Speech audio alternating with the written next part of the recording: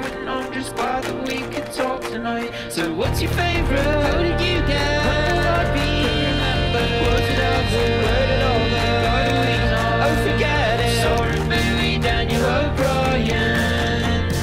Two best friends and comedy writers. If there's an answer, they're gonna find it. I think you'll have a great time here. I think you'll have a great time here.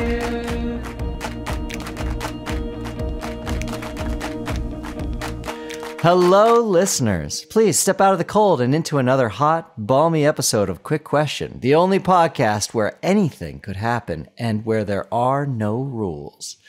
Get comfortable. Take off your shoes, I insist. I think leaving them on inside is gross. Have a seat and open your ears as two best friends and cut. Not there. That's actually my spot. Not there either. That's the compliment couch. We'll get to that. Maybe.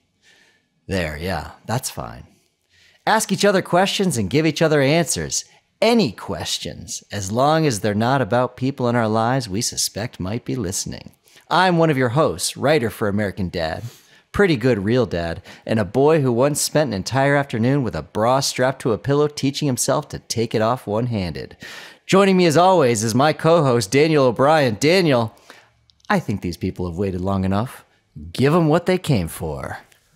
So, hello again, and welcome to another episode of Quick Question with Soren and Dan. No, did you do this part already? Did you do the exciting, high-energy intro that explains to new listeners what the show is? Well, we don't have new listeners. So what I'm doing is like an AM version of it, like a late-night AM version where we've had the same 12 people listening the entire time, and so now it's all like a community. May I ask, what is your biographical experience with that kind of radio that you're aping? Where did that show up in your life? Were you listening to late night radio? Yeah. Okay. Yeah, I listened to, it wasn't AM. It was actually on the FM that we would listen to it. But yeah, in the Valley, the Aspen Valley, there was some of that. And it was, a lot of it was like, well, I shouldn't say a lot. I think there were only like 2 stations that did this. But they were like, you had the sense that you weren't supposed to be listening. And I think that was the point. Like, it was like sexy. And so they would play like some sexy music, but they would also like their shout outs and stuff when people would call in, a lot of times would have to do with sex. Uh-huh. You didn't ever have this? No. So I think when I was older, like I would watch Loveline on television because VH1 started airing Loveline with Dr. Drew and at the time Adam Carolla, which was like which filled that gap for radio stuff. But I'm realizing, but I know exactly what, and I've always known what that kind of like, hey, if you're just joining us at 3 o'clock in the AM, this is Smooth Curls with your Friday night, whatever. That's one of those pop cultural things that I only experienced as a reference on something else. Like there's so much of like American cinematic history that like I don't know from watching it, but I know from watching Looney Tunes who Peter Lorre is or who like Edward G. Robinson is. And like these late night things were referenced a lot on Simpsons and Saturday Night Live, and Hey Arnold used it a lot. So it's one of those like pop cultural touchstones that I'm familiar with, even though it's never like directly impacted my life or interfered with my life. Interesting. Yeah, we had it. I guess it all came, and it wasn't totally in our valley. I guess a lot of it came from Denver, but there was like there was definitely these late night shows where they would talk about the songs, but they would also talk about lovemaking a lot and stuff like that. And then occasionally people would call in and they'd like request a song because it was the first song that they had made love to, things like that. Oh man. Yeah, it was like that. And look, any port in a storm, Dan. I didn't know anything about sex. I was living in a cabin. I was psyched for any of it. Yeah, and this is also you trying bras on yourself to unhook them? Hold on. Or that's hold on. No. You were talking so much in this intro. Yeah. My mind, it takes walks, you know? It was I was having fun. I was making a meal of it. Okay. You know why I do these? So that I never have to do them again. I put a pillow out in my room and then put a bra on the pillow. so that I could really get a sense of the anatomy of the bra strap and figure out how to take it off one-handed. I see. Which, by the way, anyone who can take off a bra one-handed, I don't think that there's another way you learn. I don't think you like learn that because you're taking off so many bras, and you're just like, because you have to at some point understand like the anatomy of like, oh, I put my thumb in here and I can pop with these two fingers. You're not, nobody's just like learning that from having a bunch of sex. So, Well- I suspect everyone's learning it the same way I did, in a cabin in the woods listening to AM radio. This is, I don't know how familiar to our listeners of an experience this will be. I know it's not your experience, and I also don't know if this is going to hurt my brand as a nervous, awkward kid or not.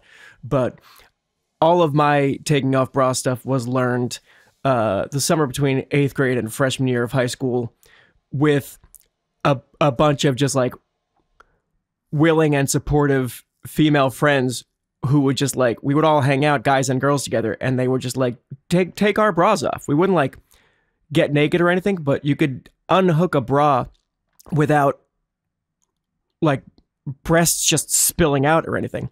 So we would just like practice. Part of it was competition of like, all right, let's line up and see who could take it off the fastest.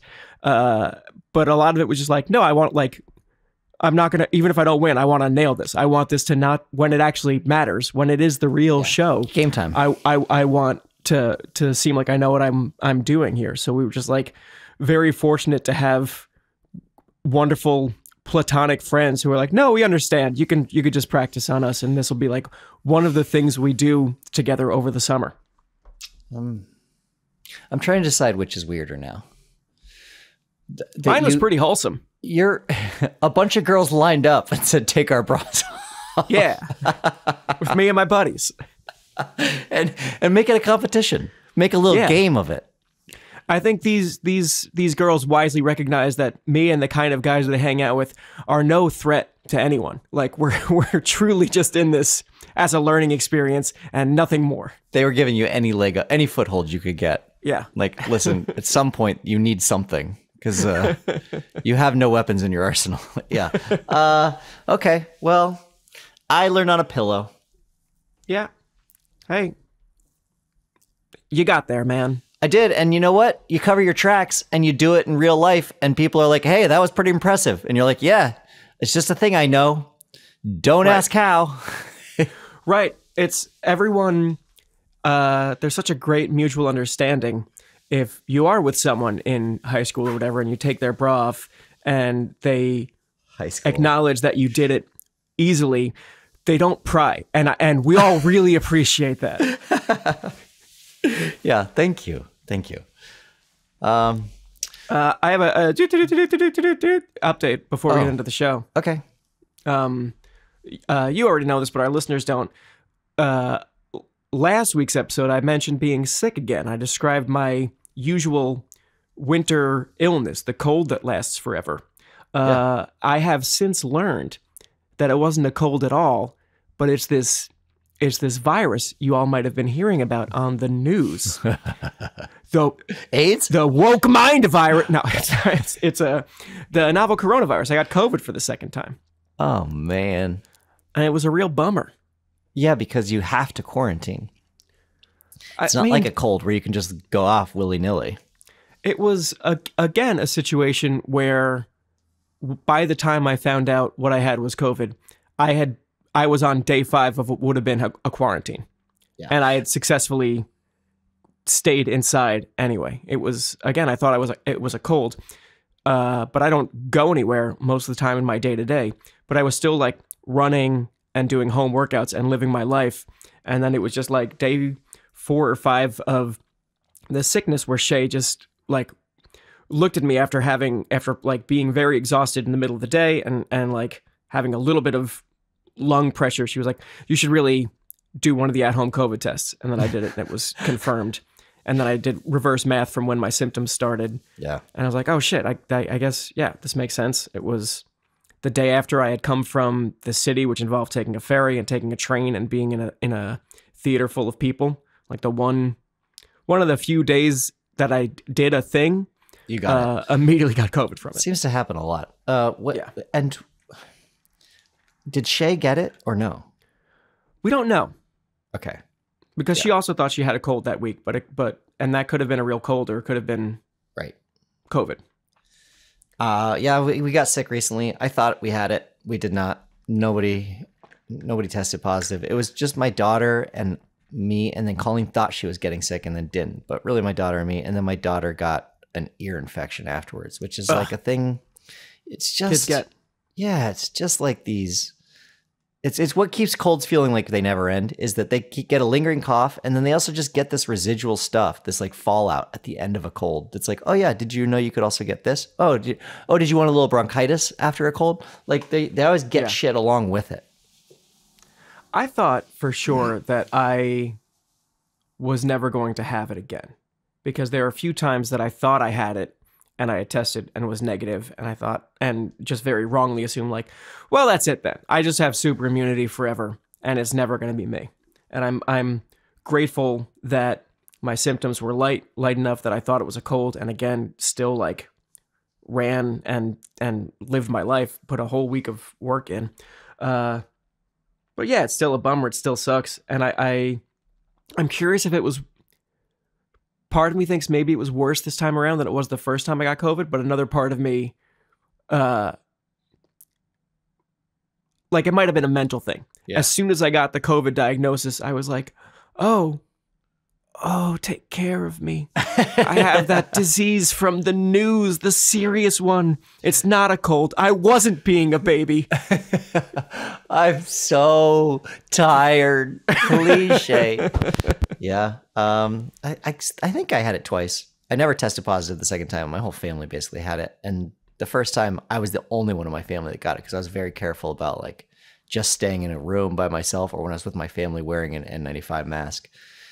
And the first time it fucking floored me. It really laid me out. And part of the reason was because I had lied to everyone and said I got the vaccine when I hadn't. Yeah, of course. No, I don't know why I got so destroyed by it. It was really kind of infuriating because also I was on a work trip and no one else on the work trip got it either. It's just like me in an elevator or a cab or something by myself picked it up. Yeah. And then the second time it was like nothing. It was a piece of cake. Yeah. Well, should we do this fucking show? Yeah, let's do this show. Do you have any quick questions for me, or should I? No. I like your quick question. We talked about it beforehand. I want you to start it off. Yeah, it's another playlist episode where we challenge each other to get the songs with the best opening 5 seconds. And I was very strict about 5 seconds because opening it up to 10 is a completely different world. Like if we did 10 seconds or even 8 seconds, my list is wildly different than the list that I have now. Yeah. And 5 is just much harder than I thought it was even going into this. This is like it's a half-baked idea of mine where I listened to one song that had a funny opening 5 seconds and I was like, it's pretty good. Let's make a whole episode about that. And then when I actually did the research into it, I was like, shit, shouldn't have picked 5. Should have 5 is really should have done research first. Really, really hard to do 5. Also, I learned a lot about myself doing this. Okay, first of all, let me just take a small carve out here to say, if you fuck me on this, Dan, if this is all just a bunch of lunch money criminals and I start pontificating about like what I learned about myself from a 5-second song, I'm gonna be very upset. What if it's only a little bit of Lunch Money Criminals? There better not be any fucking Lunch Money Criminals on your album. Okay. Take it off. You cannot have any. All right, then I only have 4 songs. All right. If it's a punchline, I guess I could live with it. But in doing this, I was like, there's a lot of 10 seconds of a song where I'm like, that's how long it takes a song to gear up. Like, I think of it like a coiling spring. Like you can do whatever you want for that first part, but then you got to like know the pattern of the song. And that doesn't happen for 10 seconds. So you've got like this build up and that's all you're living with is like that you don't get the drop. You know what I mean? Like you have only build up in 5 seconds. And so I'm like figuring these things out about myself. I'm like, what do I like in a build up? That has nothing to do with the rest of the song. And I found it turns out some weird shit I'm into. I picked things because the buildup is a real thing. And there are so many songs like I thought for sure Fallen by Alicia Keys would be in here, but it doesn't really get into that drop until 10 seconds. Yeah. And so I pivoted my thought process to like how a band or an artist announces themselves in 5 seconds, what they do with that first 5 seconds. And in some cases, like there's one that I think is just very funny. And there are some that I think like this, what they did with this 5 seconds just immediately transports anyone in the world to exactly where the artist wants you to be. That makes sense. Yeah. Okay. And just like how they're going to get you primed. Yeah. All right. Do you want to start this? Do you want to start with your first one? Yeah, I'm going to start with one that for sure almost no one will have heard of. Not because like my taste is so esoteric or anything like that. It's just if for our listeners who bought a jazz album by a bass player, then you'll know this one. But it's the opening track for Jaco Pastorius' album, and it's called Come On, Come Over.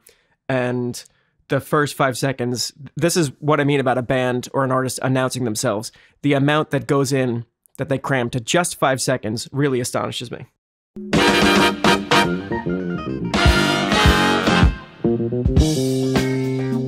It's such a party. It's such a bold way to start a song, or not a bold way, just like a very confident way to announce yourself. And I think it's the first track off that album.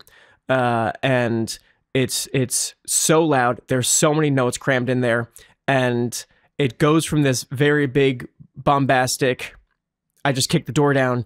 And then you get your first glimpse of the bass groove that's going to form the actual meat of the piece. And the groove feels so refreshing, emerging from that big, loud explosion at the top. I think that, yeah, I also, I'm in the same boat as you, or like, I want an explosion, and horns really like the cheat for that. Like horns feel like a kicking down of the door, where like, as soon as like a song starts with just like a, I'm like, yeah, all right, I'm on board. Doesn't matter what comes after that. I know that this has got a horn section. Yeah. So when I was like looking for songs, it was the same thing. This is great, by the way. This whole song is nice. It's a great song. One of the interesting things about that song for me is I love the groove so much. I love the intro so much. I don't almost ever listen to that full song. It's a really great song for like pumping me up when it comes in. And then it was like, all right, as much as I love jazz, I also kind of hate jazz. Like I don't need too much of this. What? You know what? I feel like YouTube could actually make a better list of this than we can, because when I look at the which part of the songs are actually listened to by people, you know, you can do that on YouTube. Yeah.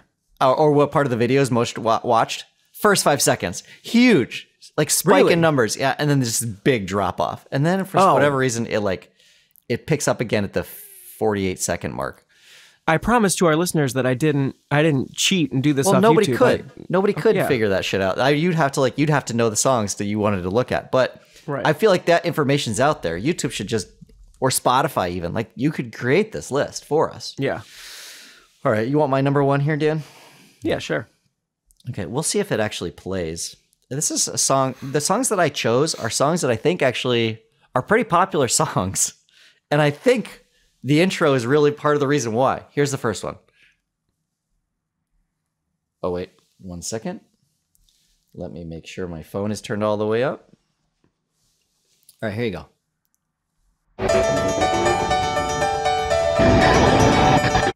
Do you know that song? I might. It sounds kind of familiar. What is it? That is I Would Do Anything for Love by Meatloaf. And it just starts with this like frenetic, crazy big piano.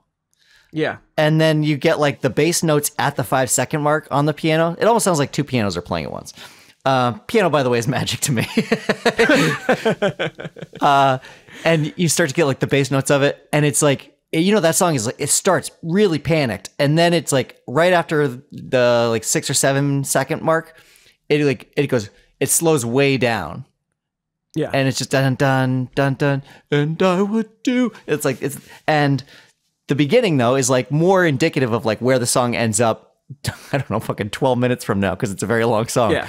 But it starts off so hot with piano that I'm like, yeah, I love this. Yeah. I mean, I'm a piano freak my own self, so just hearing piano, the same way that like you hearing horns gets you very excited for something. Piano is just like because I'm biased. My brother's a phenomenal piano player. We've had a piano in our house growing up, so it's just in my blood that when I hear piano in a song, I'm like, ah, yes, real music, good. None of that guitar shit. Guitarists are only in it for the glory, but this is real music. Well, I agree with you then. All right, give me your second one. Well, Soren, it's interesting that starting with piano is here we go. Lunch Money Criminals. I feel it coming. I'll just Fucking play it, feel it coming.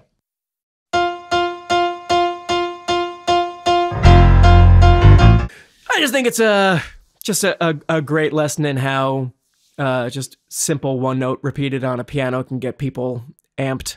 Like, imagine if you were sitting in a crowd and you knew a band was about to start and everyone just starts doing that clapping, bop, bop, bop, bop. And they know any minute now piano keys are going to come in. Yeah, you're amped. You're amped. I do like that when the bass drops on the the piano. When the bass drops on the piano. Just like when I'm trying to pull this all the way back to like the very basics of the way that my ear works and like why this shit works on me. And just the idea that we listen to music, there's just certain vibrations in the air that are more pleasing than others to you. Like that's all music is. And that we all pretty much agree on what those vibrations are that are like, yeah, those are better vibrations than the other ones.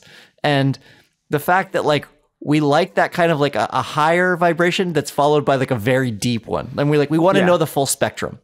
And like when we're given the full spectrum, we're like, oh, there's going to be a lot in between here.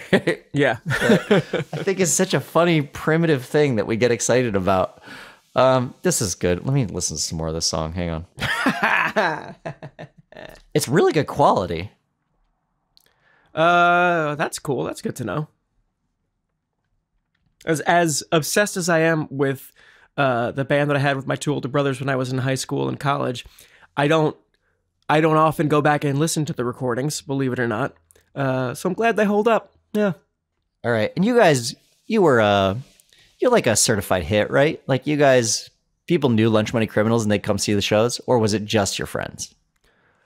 It was more than just our friends, but it was a lot of our friends. Okay. It was mostly our friends, but certainly, I mean, like we won some pretty big Battle of the Band contests and got some college radio play. It's funny that now, I mean, so I played in a sanctioned school band in high school that was where I played bass guitar. It was not like a marching or like you would ordinarily think of a school band. It was like we would come in with the instruments that we wanted to play. We would all bring in songs that we liked. We would choose which songs we were going to play, and at the end of the semester, we would do a performance. And I still think back on that as like every time I hear a song, I'm like, this would have been a good song for us to play in front of the school. I still like have the daydream about the fantasy of like playing a new fucking song I found that I think is rad and that we could have done a really good job on. Because we got like a fiddle player and a trumpet player. I still have really dumb, like there are a couple of songs that we played a lot and were in our rotation as a band that we just never like recorded to any professional degree the way that we did the 5 songs on our one EP. And I want as like a 2024 project to just like get us together and record. It doesn't need to be the best quality in the world, but like let's get some of these songs on digital just so we have them forever, just for ourselves, or like show kids one day this is our songs. But there's also a part of me, part of the back of my brain that is like, and I don't know, maybe whoever books the bands for Seth Meyers will hear it and they'll be like, who are these guys? They're brothers. Let's get them in here. Fucking hits it all over again. Get them in here. And then we all have to like uproot our fucking lives, I guess. That's the other part of this dream is like we get a hit and then suddenly everything's different and worse for our families. Yeah, it's way worse. All right. Well, my number 2 does has some lyrics in it already, which is, it might be my only song that has lyrics this early. But I just love the way that this song kicks off. And this is also, by the way, another one that I think most people will know. 1, 2, 3. 1, 2, 3. So there you go. Do you know that song? I do. And it's 5 seconds is simultaneously not a lot of time and a tremendous amount of time. Like I don't have a timer going when you're playing that song. I played 7 seconds of it when it's the the only when you get to like the actual like bass coming in. I think that's 6 seconds. Yeah, but I mean, I guess the artists don't know in advance that we're going to only hold up their first 5 seconds. But when I hear how much space is in that, I'm like, oh, buddy, are you sure you want to take a pause there? For people who don't know, that's Wilson Pickett. That's Land of a Thousand Dances. And the rest of the song doesn't really hold with those same two, like that, those two, that 1, 2, 3, 1, 2, 3. They don't really, the song doesn't like play with those notes in that same order ever again. It's just like, it's just him doing like a fun thing at the beginning. And then we're just going to hear about a bunch of fucking dance names. Right. And so like, I wish the rest of the song was like that. I love the difference between the first 1, 2, 3 and the second one. And of course, the blasting horns that blow up the walls in the room. You're nuts about these horns, man. Can't get enough. Did you ever play a horn in school? No, never. No? Yeah, did you? Oh, No, wait, you're my clarinet boy. Yeah, I'm your clarinet boy. You're my woodwind. And my both of my brothers played trumpet, and I was clarinet saxophone. But I just feel like if you were at all interested in music, and it sounds like you were, then I assumed you would have had like normal school band where you get to pick instruments. We did. And this is very gendered, but I would have assumed you picked trumpet because trumpets are for boys. And trumpets are the boy clarinet is for artists. What if I told you right now that I was a flautist? Like that I was just amazing at it. That would be a huge surprise. So impressive. It would be a huge surprise. Oh, I was not. I picked snare drum, which is another boy drum. I mean, another boy instrument. Correct. And you don't get a whole drum kit. You get to either play the big bass drum or you get to play the snare. Right. You pick percussion and then you each get a little part of it. And then as time goes on, the band teacher just decides like, and this one gets a full kit. This one, you mastered, you were so good at snare. Let's put your whole body into it now. Yeah, you're really nailing that snare. We did occasionally get a cymbal too. Which was real fun when you're in middle school because it's so disruptive. Yeah, of course. But okay, give me your number 3. My number 3. It's At Last by Etta James.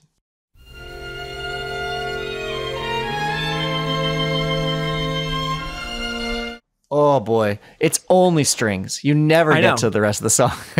I don't need more than maybe a second of that song to be like transported, swept away. Yeah, that song always gets me, has always gotten me.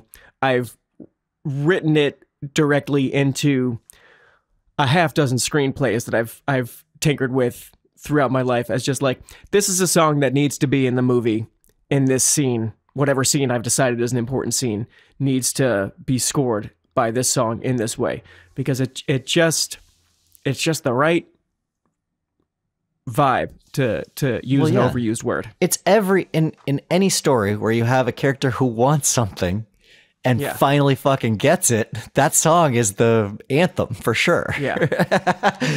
Because that's what everybody's waiting for. Everybody's watching the movie. Hopefully they're hoping that person gets what they want. So do you think that it is the strings themselves or do you think that you know what's coming? It's possible I know what's coming. That's another part of this assignment that was difficult. Yeah. Is just like, you can't pick songs that were personally important to you, because you're just gonna like hear something and it's gonna change your heart or change your mood. Yeah. And I try to pick songs in a vacuum, and I don't know if I pulled it off with this one. I think I might just know this song so well coming. That as soon as I hear note 1, I'm Soren. It is really pretty. Do you really? All over? It is really pretty. I mean, it's like a full symphony of strings all together. Like, it doesn't matter that that's super slow and you don't really, it's still the wind up, you don't know what it's going to be, what the pitch is. And so like, it's still fun to hear by itself. I agree with you. And I also can't decide if it's because obviously this is a very popular song. I also do know what's coming and I love it. I went to one of the first weddings I went to was, couple who had been together for like ever, for so long. And they were the first ones of all of us to get married, and they played At Last. And I was like, yes, this is a perfect song for them and for this wedding. And I'm very happy. Yeah, you need to hear that song in a wedding. I was actually, this is me being an asshole, but the first wedding Shay and I attended as a couple together, I was waiting for At Last to play at some point. And I was also waiting for the thing that happens in weddings where they say, now we want only the couples to come out on the dance floor. It's a horrible thing that they do at weddings. It's very alienating. I've always hated it, except this time I was ready. And this wedding didn't do it. They just didn't do this horrible tradition That you finally because wanted they some of. probably wisely knew that it's alienating. And I was like, God damn it. I really wanted that. And I was hoping they would play At Last, but they didn't. And then it just so happened the next day, as we're hungover from this wedding at a Starbucks, At Last came on the Starbucks radio, and I forced her to dance with me in the Starbucks. Yeah, that's good. Yeah. I don't know if you remember. Is it good? It is. No, I think it's great. I think that's adorable. I think dancing in a fast food or I qualify as fast food. A fast food restaurant is very cute. And it'll be a memory that you'll cherish someday because it seems like it's from a rom-com. Now, what was I gonna say? Something about your fucking song. I've forgotten what it was. I know what it was. I love the song. I don't know if you remember at my wedding. So the song did play at my wedding. I don't think that was the song where you got all the couples up on the floor. I think that one was That's How Strong My Love Is by, I want to say, Otis Redding. Is that right? Okay. And I don't know if you remember, it was even more alienating at my wedding because they get everybody up there, and then within 5 seconds, he was like, if you're married, stay on the dance floor. Like, everybody else, fuck off. And then he would go, if you've been married 5 years, keep dancing. If you've been, or like, I think it was the opposite. It would be like, if you've been married less than 5 years, please exit the dance floor. If you've been married less than 10 years, and they would just keep going up, and you just watched all these couples shed off the floor. And then what you're left with are these people who you watch them dancing, and it becomes clear, like, they know they can wait. And like, they're just looking at each other, and they're very happy in that moment. And like, you just get these old couples who are like, he has so far to go before he gets to us that it just doesn't matter. Like, they're not listening to him. Yeah. And it's beautiful. It's so cute. And I really loved it. We have these family friends, the Marshes, who they just kept dancing. And he'd be like, if you've been married like 30 years, if you've been married 40 years, and they just kept going. And I was like, oh yeah, you've been married a long time. Yeah, that's great. And then the DJ covers the mic with his hand and just leans to the couple. It's like, listen, I got to clear out this fucking dance floor. So why don't you just tell me what the number is so we can get there? 110? I don't believe that. We're going to replace the dance floor with Twister, but we can't do it until you leave. The song that I have next, Dan, is actually in the same ballpark where I've lost all objectivity with this song. I cannot tell if I genuinely like this intro or I just get so excited by the intro because I know what's coming. Yeah! That's all you get. And it's perfect. It's exactly 5 seconds. And I'm just like, oh! That is reminding me that when I first came up with the prompt for this episode, I thought of that song, loved it, thought it was perfect, and have since forgotten about adding it to my list. It's absolutely the right call for this. I think even if you didn't know where the song went, that is like, you know, intro. that it's a jock jam party anthem. You know that it needs to play at a sports arena for sure. Oh my God. For anyone who's an alien and doesn't know what that is, that's House of Pain. That's the song Jump Around. Yeah, I mean, how many times have you been at somewhere and that song comes on and you're just like, fuck yeah! Your whole mood changes. You get ready to just start jumping for no reason. Like, you want to just you want to leave the floor. Yeah. I don't even remember if it's a really good song. I haven't really listened to the whole song in a long time. But it's definitely a song that gets me to start rapping and then like 3 seconds in realize, I guess I really only know the beginning of this, huh? I came to get down. Yeah, it's such a fun, and I don't know. I remember back in the day listening to it. I'm realizing now the comedy of me starting this rap and when I abandoned it, Pack it up, pack it in, let me begin. I came to win, battle me, that's a sin. And for proof of that, Get up, stand up, come on, hold your hands up. So, like a shotgun. Like a shotgun.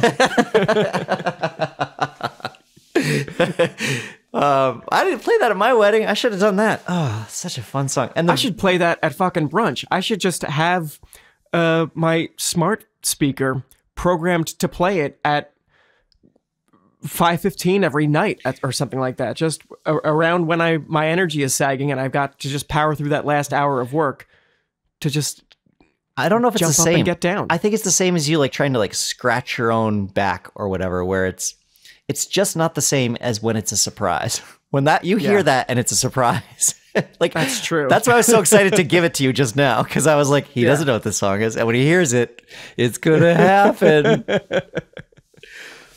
All right, give me your number 4. I have a number 4. You're not gonna like my number 5, so I'll give you my number 4, which is the reason I did this this whole podcast. Not even just this episode, but the reason that we started this podcast 19 years ago or whatever. It's You Fucked Yourself by Stephen Page. Oh, hello. It's got a naughty word in it. What the fuck was that? You're a piece of shit. Yeah, that's the mantra.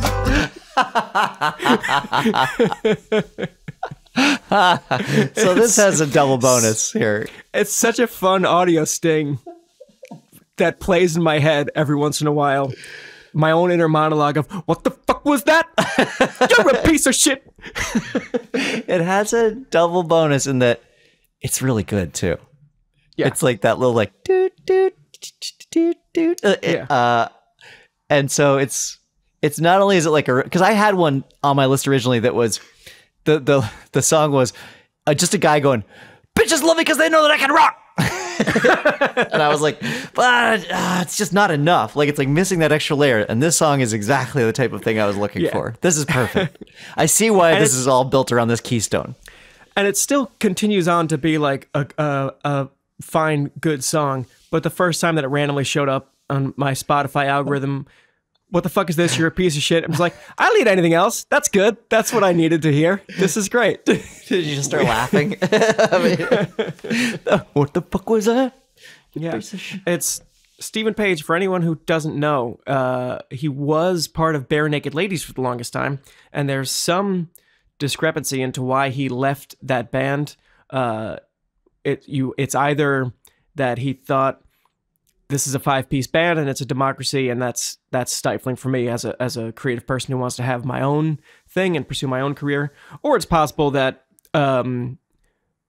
his very public drug arrest that happened a few months before the breakup precipitated this. This band known for playing very family-friendly songs and a theme song to Big Bang Theory, when their lead singer was arrested for freebasing cocaine. They might have been like, nah, I think creative differences probably. Yeah, I'm sure that was it. I'm sure he just wanted to be in more control. Yeah. He wanted to be allowed to freebase in peace. I certainly don't want to like feed into the narrative that drugs and asshole artist stereotypes are worth it. Stephen Page's solo stuff is really good. This is like one example of a thing that's kind of funny, but he's good. I think everyone should check him out. Can you get... I don't know that I can get past the voice. The voice is Bare Naked Ladies, right? I mean, real heads. I've seen BNL without Stephen Page, and they still put on a great show, and you don't... There are a couple of like his belting tunes that you really miss, but it's a pretty rockin' concert, even without him. You went and saw Bare Naked... Who opened for Bare Naked Ladies? Hootie? Oh, brother. There was a... so back when I was living in LA, there's Santa Barbara, California is like a beautiful part of California with like wine country and everything. And I email blasted a whole bunch of people and I was like, guys, huge news. There is going to be a concert in Santa Barbara with Bare Naked Ladies. The Ben Folds 5 reunion. Oh my God. And Guster. Who the fuck is in? And like of this like 10-person email, 8 out of 10 responded, I'll go to Santa Barbara with you for a weekend. And Michael Swaim and Abe Epperson was like, BNL and Ben Folds, hell yeah! That's so nice that they built a concert around you specifically. I know. There was a year of Coachella, like in the early 2000s, where a friend of mine was like, it's not a holiday and it's not your birthday or anything, but I just happened to notice that this day of Coachella seems really for you. And so I got us tickets, and I'd never felt more seen. And like, he showed it to me and I was like, oh my God, this is everything. It was Dan the Decemberists, Arcade Fire, Decemberists, and the plane, and the dirigible, Queens of the Stone Age, Regina Spektor, LCD Sound System. Excellent. All on the same day. Oh, somebody else. Oh, the Red Hot Chili Peppers, but that was for him. He was more of like a John Frusciante purist. Yeah. But I was like looking at this lineup and I was like, holy shit, they did it. They did it for me. Yeah. That seems like the kind of lineup that even like your enemies would just be like, oh fuck, he would love He's this. gotta have this. I should get this in front of him somehow. I don't want to invite him or make him happy, but he'd be really bummed if this passed him by. Daniel, here's my song number 4. Great. I think you'll also recognize it. Hell yeah. 1, 2, 3. Yeah. Oh Yeah, I know. That's 1, 2, 3. Yeah, and then that's all you get. That's Yeah. 5. That's excellent. That song is on most of my running playlists for sure. It's a great one. Bombs Over Baghdad by I couldn't Outkast. remember if I chose. Sorry, yes, it's Bombs Over Baghdad or B.O.B. I don't remember if I put that on my my 5K or my 2.2 mile list or 3.2 mile list. Yeah, I should clarify that song's on like my playlist for when I'm doing a longer run. That's a good pick me up in the middle of a run song. Exactly. for me. Yeah, and also it's one of those ones where I hear like that beginning, I hear the whispering, and I'm like, I'm so on board. I originally thought this was the song where when I asked you, are you sure you want to do 5 seconds? I wanted to play 10 seconds of this one so bad because you get the drop, you get to hear that drop. You also get to hear them all do the huh, and oh man, it just makes the whole song. But the beginning I also really love as well. Yeah. Outkast rules. Outkast is the best. My final song, you're not gonna like, Okay. but this is another one like At Last that they're similar in that maybe it's just my sense memory at this point that is taking me into it. And also they're similar in that I don't even need 5 seconds. I need 1 second.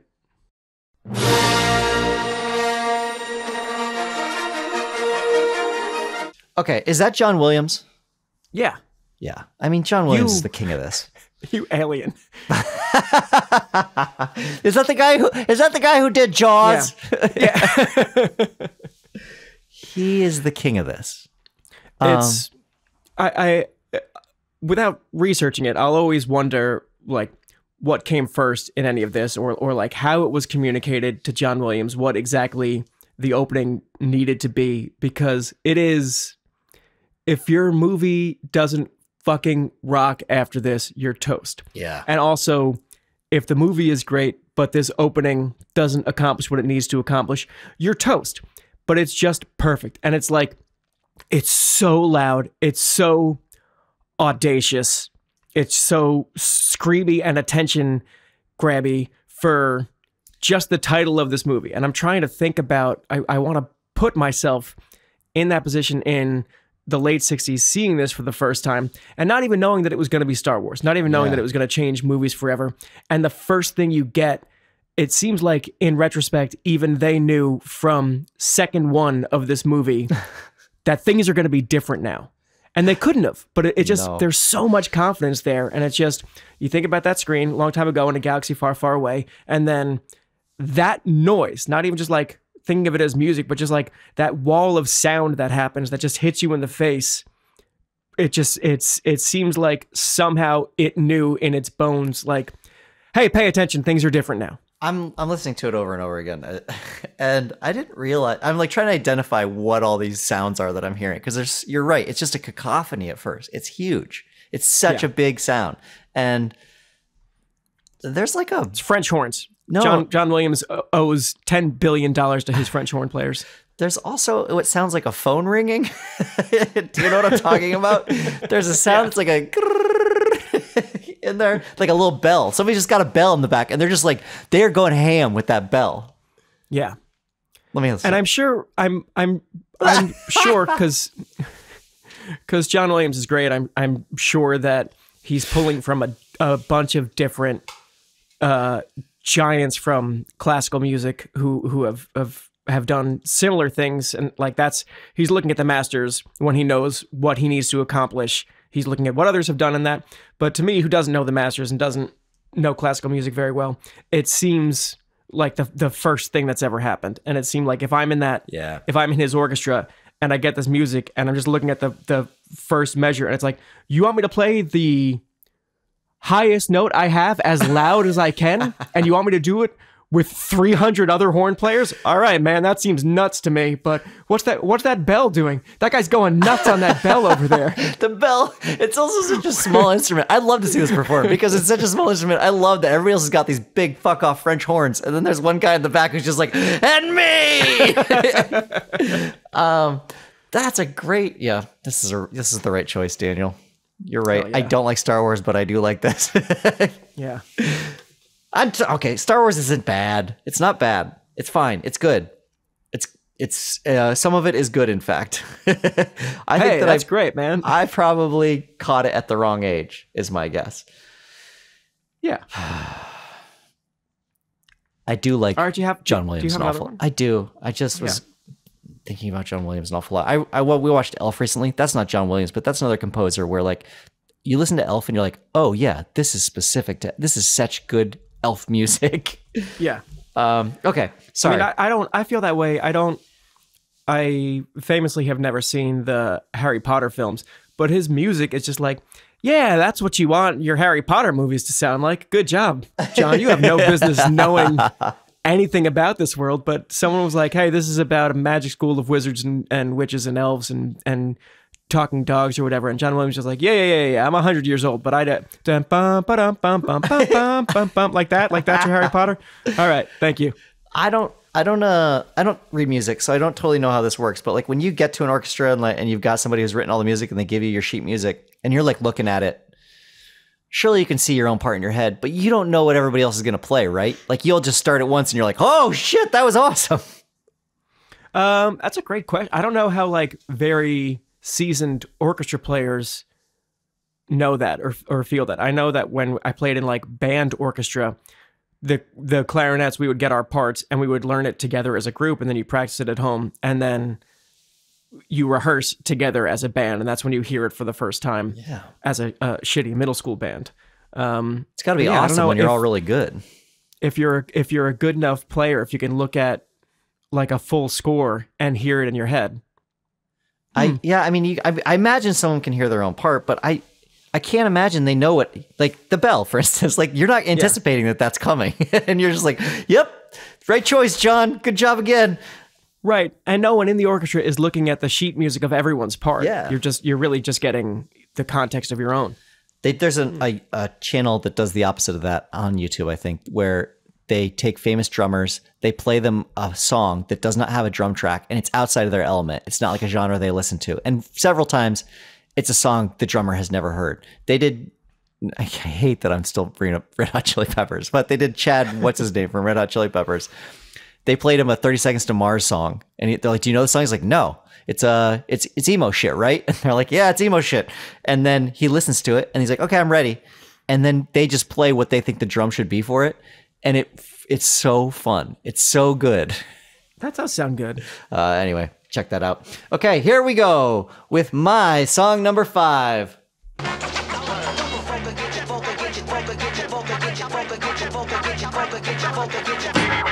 think that was 5. Hold on. Yeah, that was exactly 5. Do you know that song?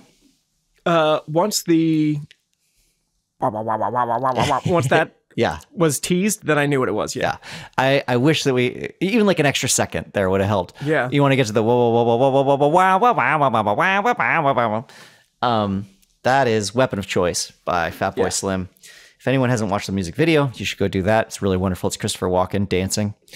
Yeah. It's not a song that I particularly care for. It's not a song like I put on mixes or anything like that, but I love that intro. Yeah, it's a really good intro. That is certainly a song I never listened to, but it certainly lives in my bones from watching that music video 1,000 times a day when it came out. It's really wonderful. This was like before the memification of Chris Walken. He wasn't like as larger than life as he is today.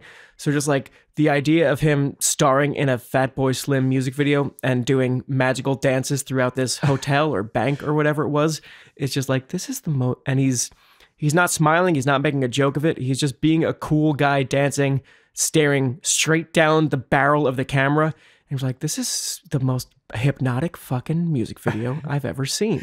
He starts sitting in a chair looking like he's in Deer Hunter. He's in the scene and he's like depressed about something. There's like a whole story there.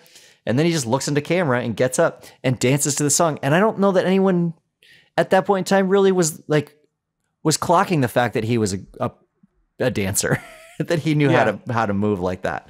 And so you see it and you're like, oh, it was like discovering lightning in a bottle. You're like, oh, look, I'm the first person who knows that Christopher Walken can dance. Look. So I wonder if that music video director was the first one who was like, hey, Chris Walken, this is just a hunch of mine. Are you like kind of weird? Are you maybe like a weird guy who will say yes to weird things? He's like, yes, I am. That's my Walken, by the way. I know everyone's got a Walken. The song also has a lot of like, it's not lyrics, but they're voices. There are a bunch of voices doing different shit at the beginning of that song that I don't understand. And that's part of what is so compelling to me about it, is that I'm like, what's going on here? Look at all these neat noises we can make with our mouths. Soren, you would love acapella if you like making noises with mouths. You just love it. You know what, Dan? I've really turned a corner on acapella during this Christmas season because so many of my favorite Christmas songs are acapella and they sound better acapella that I'm like, I think maybe I like acapella. Christmas rolls around and the Pentatonics just start printing money. Those guys, yeah. They just know. Can I tell you the one of the craziest things that I've ever heard in my entire fucking life? That people are playing Hallelujah as a Christmas song? No. Oh, okay. Go ahead. My parents sent me a photo of the PNC Bank Arts Center, which is a big like outdoor music venue near my hometown. And it was a picture of them going to see Pentatonics live in June. Oh, Jesus. No, that's not the right time. That's like going to see Mannheim Steamroller. What on earth? I don't even know what I want out of that concert, because on the one hand, it would be weird to hear Christmas music, but on the other, they'd better play Christmas music. Yeah. I don't know any of their other shit. They did Africa, I think. I hate that song. There's a Christmas song that I listen to every year, and I think I've tried to get you to listen to it, and I had to do it gently, and then I think I did it twice, and that was the problem, and you never did. Sure. But there's an a cappella group called Home Free, and they do a song called Snow Globe, and I just adore it. It's so fun. I mean, I feel like I must have heard it just by accident, by waking up and telling the smart speaker to make it Christmas, and then the Christmas music happens nonstop. Yeah. So I'm sure it's in my brain somewhere, but I can't recall it right now. No, do yourself a favor. Listen to it 7 years from now when you've decided the time has passed where you're angry about a recommendation. And you're going to love it. Well, I can't wait, but I think that does wrap it up for this episode. That's it. Unless you've got anything else. No, kill it. Thank you so much for your song, Soren. Thank you. Listeners, if you think we missed a song with the best first 5 seconds, bad news, you are incorrect. We got them. We got all the ones. Maybe we'll reevaluate in 100 years or so, but probably not. This show is Quick Question, but you knew that already. We are recorded, edited, and produced by the irreplaceable Gabe Harder. Our theme song is by the incredible Me-Rex. The 5 seconds that start their song also get me pretty pumped, and their album is available at merex.bandcamp.com. You can find me on Twitter at DOB_INC. You can find the show at QQ_Soren and Dan. Email us at QQwithSoren and Daniel at gmail.com. Find us on Instagram. We are posting video clips on there all the time. QQ_with_Soren_and_Daniel. There's no way that's our most popular account. It's exhausting. Just, it's going to be easier if you just go on there and just start like scrolling through a feed, and eventually it'll pop up rather than go look for that name. If you like enough of Cody Johnston's Instagram pictures, then the algorithm will learn and will feed you some of our stuff. We also have a Patreon. You can find it at patreon.com/quickquestion, and you get exclusive bonus content up to last June. Bye. I've got a quick question for you, alright? I wanna hear your thoughts, I wanna know what's on your mind. I've got a quick question for you, alright? The answer's not important, I'm just glad that we could talk tonight. So what's your favorite? How did you get? When will I be remembered? Was it ever? Where did all the other weeks on? Oh, forget it. Soren Bowie, Daniel O'Brien. Two best friends and comedy writers. If there's an answer, they're gonna find it. I think you'll have a great time, yeah. I think you'll have a great time.